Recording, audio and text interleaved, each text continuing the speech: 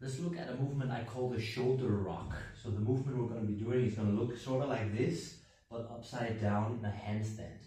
And we're going to look at the progression you can walk through to make it more and more like a bridge position, where the shoulder rock will require more and more flexibility.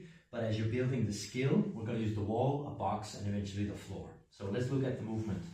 In a handstand, with weight on the wall and distance to the wall, the shoulder rock is a movement of planching, and you can point your fingers out for this, planching forward and then pushing your shoulders beyond your wrists.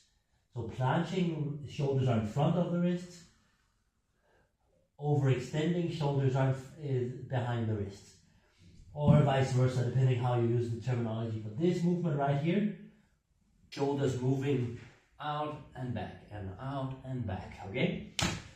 Let's see how we can use the box. And if you have a box like this, there's a tiny detail. We're gonna put a wedge in here so that it doesn't move around at all. The next one, we're gonna come into sort of a bridge on the box. I'm gonna walk straight down to the box. And here, if I don't feel like I have space to move, then it's because I need to walk out a little bit. And now we can do the shoulder rock. And now I can really start using my legs more. See this big movement. And you go basically to the limit of your flexibility. And then you don't have to go way down this way. Just enough that you get a large amount of movement.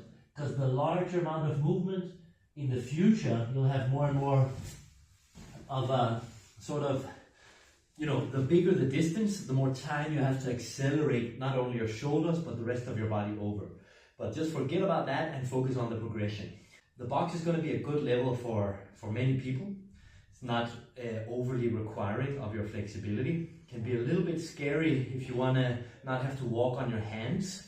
Then you need to start a bit further out, and this in itself can be a huge barrier. So don't worry about it. If this would look super scary, landing on the box, then don't worry about it. But here's the movement again.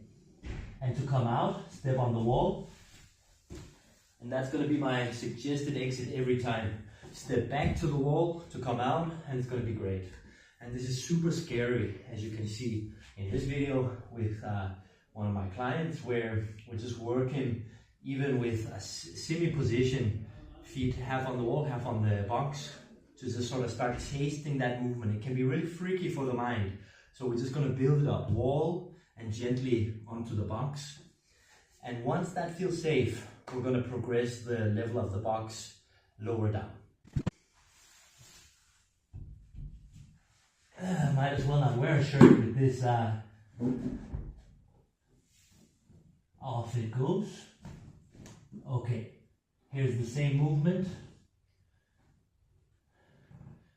It's fine that I'm driving the motion from my legs. Yeah, I'm not sort of doing this as an arm exercise. My arms are just pushing the floor away. And notice here I'm lifting the root of my hand. I just do that to protect my wrist. I can also point my fingers out for the planche here. But when I have fingers forward, the only reason I lift the root of my hand is so I don't overstretch my wrist. Again, to get out, plant that foot on the wall, and you're more guaranteed to get out. Let's walk it down even further.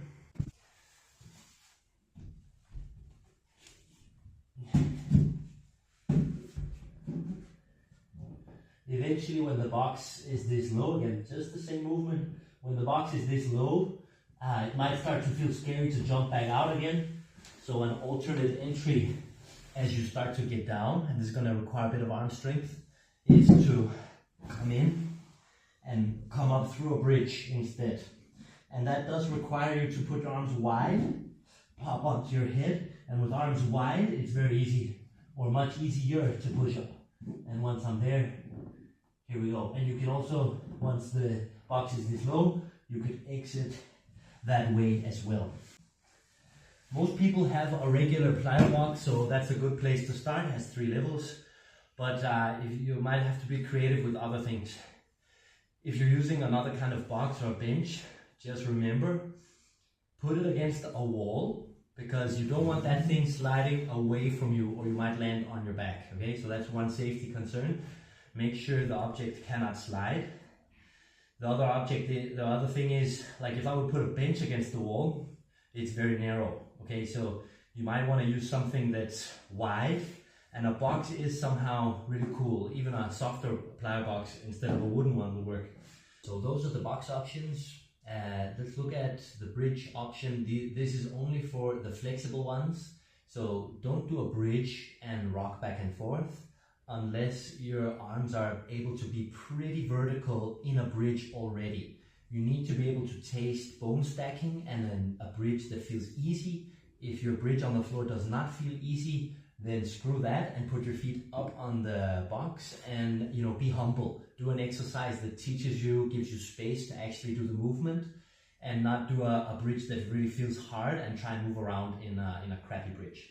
So check it out. The bridge should be something like at least this high or so. You don't have to be able to push your shoulders this far, but at least have a bridge that feels a bit easy. And from here we're gonna go, actually let me walk out. Yeah, from here, this movement here, I like to see what my feet are doing, rock onto the toes, rock onto the heels. For some reason that feels nice when I'm doing it just as a rock, but eventually when you're gonna add the jumping, we're gonna be on the toes. Boom, to jump over.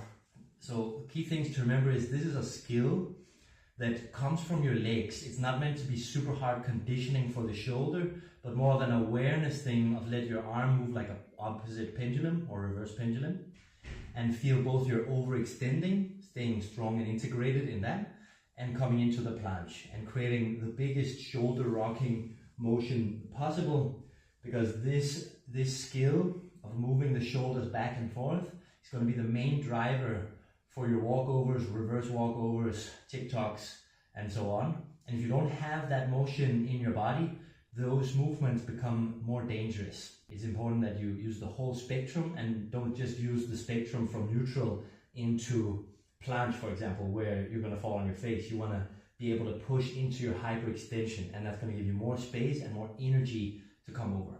Anyway, that's the handstand shoulder rock with your feet on the wall or feet on a box of some height.